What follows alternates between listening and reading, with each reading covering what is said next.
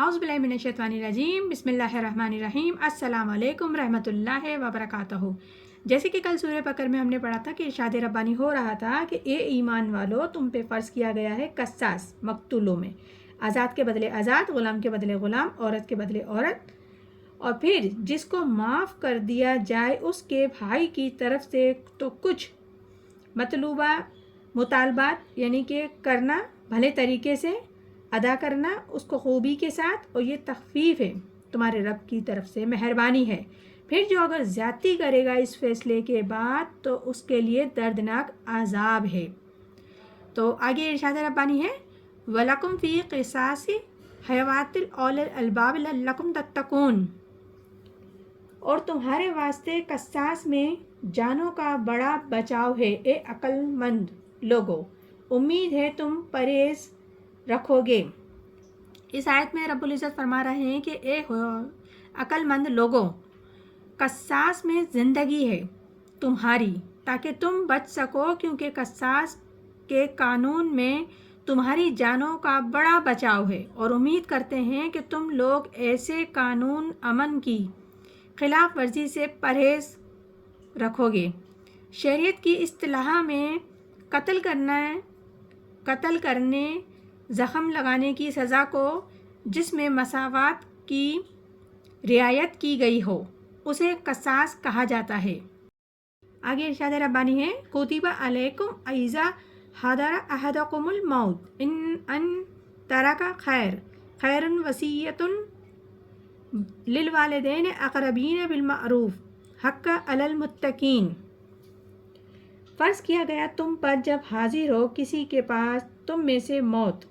تو بشرطے چھوڑا کچھ مال وصیت کرنا ماں باپ کے واسطے اور رشتہ داروں کے لیے۔ یہ حکم لازم ہے خدا سے ڈرنے والوں پر۔ اب اس آیت میں پروردگار عالم وصیت کے سلسلے میں وضاحت کے ساتھ بیان کر رہے ہیں اور بتا رہے ہیں کہ اے اہل ایمان والو، یہ جب لفظ قرآن پاک میں قطبہ آتا ہے تو اس کا مقصد ہوتا ہے کہ فرض، واجب، لازمی، تو لازمی قرار دیا گیا، فرض قرار دیا گیا ہے تم پر جب تم میں سے کسی کا موت کا وقت آ جائے، اگر وہ کوئی خیر، مال یا دولت چھوڑ رہا ہو تو اس کے لیے فرض کر دیا گیا ہے کہ وہ وصیت کرے اپنے والدین کے حق میں اور رشتہ داروں کے حق میں انصاف کے ساتھ۔ یہ جب آیت کا نزول تھا اس وقت قانون وراثت نازل نہیں ہوا تھا، اور یہ وراثت کے حوالے سے ابتدائی اقدام اٹھایا گیا تھا۔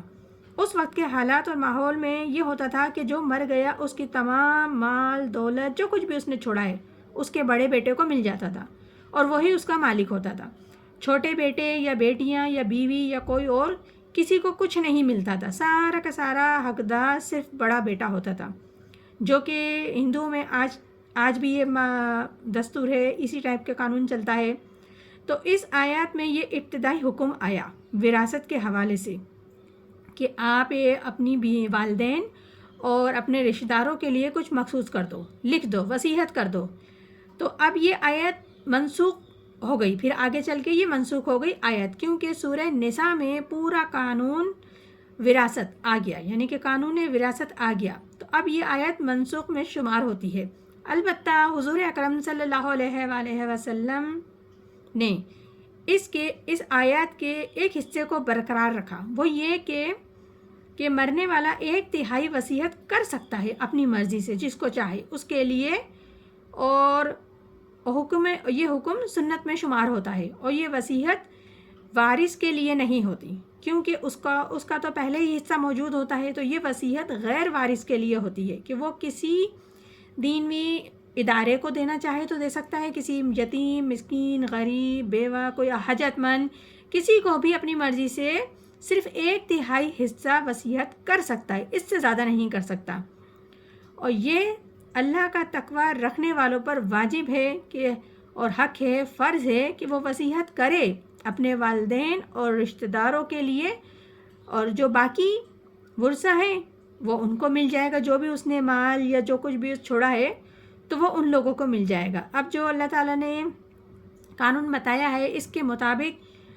پورا اسی طریقے سے چلنا ہے. اور اگر اپنی مرضی سے کچھ گڑبڑ کرتے ہیں وصیت میں، وراثت میں، صحیح طریقے سے وصیت نہیں کرتے، کسی کو دیتے ہیں کسی کو نہیں دیتے یا جو بھی کرتے ہیں، لیکن اللہ نے جو قانون بتا دیا گیا ہے تو مسلمان ہونے کی حیثیت سے ہم نے اسی کے مطابق اپنی وصیت کرنی ہے. تو یہ سورہ بقرہ ہے جس میں پروردگار عالم نے وصیت کے سلسلے میں ایمان والوں کو سمجھائی ہے بات. تو ہمیں بھی اللہ تعالیٰ ہدایت دے کہ ہم قرآن پاک سے ہدایت لینے کی کوشش کریں اور نصیحت حاصل کر سکیں. تو یہ سورہ بقرہ کی ایک آیت ہے جس کا بھی ترجمہ تفسیر خلاصہ بن کے انشاءاللہ تعالیٰ مزید بھی آگے کرتے رہیں گے. پروردگار عالم ہم سب کو قرآن پاک صحیح طریقے سے پڑھنے، سمجھنے اور عمل کرنے کی توفیق عطا فرمائے. آمین ثم آمین. جزاک اللہ.